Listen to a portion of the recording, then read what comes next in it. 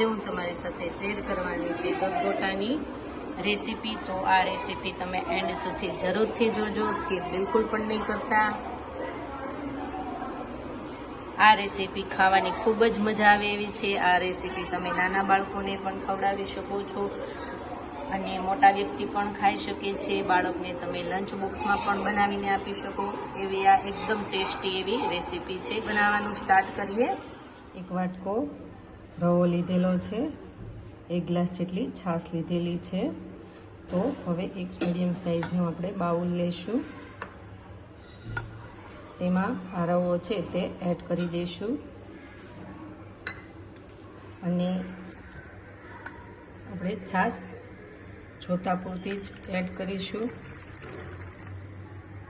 આપણે ગબગોટા બનાવીએ છીએ એટલા માટે બહુ ઢીલું પણ આપણું ખીરું ન રહે અને બહુ જાડું પણ ન રહે, એ રીતના આપણે ઘટ બનાવીશું અને આ રીતના મિક્સ કરી લઈશું અને લગભગ આપણે 1 કલાક જેટલું તેને રહેવા દેવાનું છે, જેથી કરીને આપણો જે રવો છે તે એકદમ અંદરથી પોચો બની જાય। જોઈ શકો છો કે આપણું જે ખીરું છે એકદમ સરસ ફૂલી ગયું છે અને આપણી 1 કલાક પણ થઈ ગઈ છે।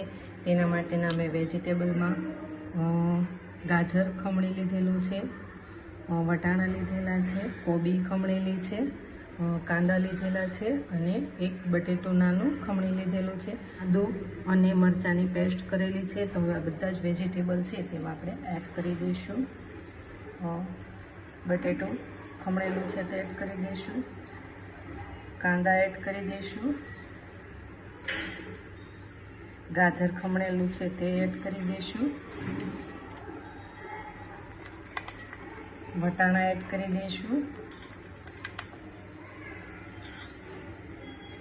કોબી ખમણેલી છે તે એડ કરી દઈશું,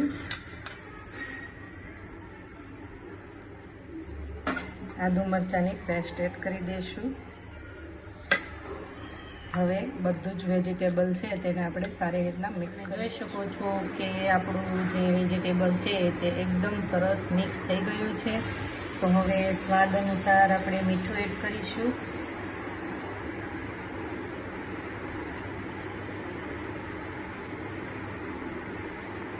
½ ટીસ્પૂન હિંગ એડ કરી દઈશું,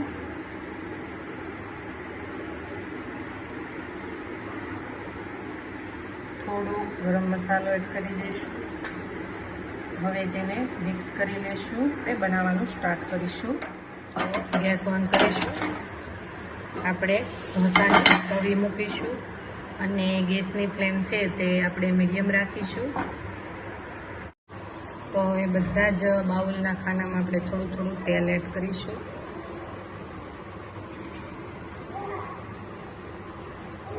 તમે જોઈ શકો છો કે આપણા બધા જ બાઉલના ખાનામાં આપણે થોડું થોડું તેલ એડ કરી દીધેલું છે। તેલ થોડું આપણે ½ ટીસ્પૂનથી પણ ઓછું એડ કરીશું। જે આપણે ખીરું બનાવ્યું છે તે એડ કરીશું।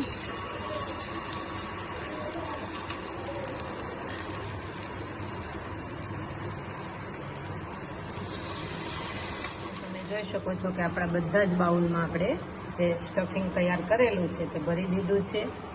તો હવે થોડીક મિનિટ આપણે સુધી રહેવા દઈશું અને તેની જે સાઈડ છે તે પછી આપણે ચેન્જ કરી 1 મિનિટ જેવું થઈ ગયું છે। તો હવે આપણે ગબગોટાની સાઈડ જે છે તે ચેન્જ કરી લઈશું।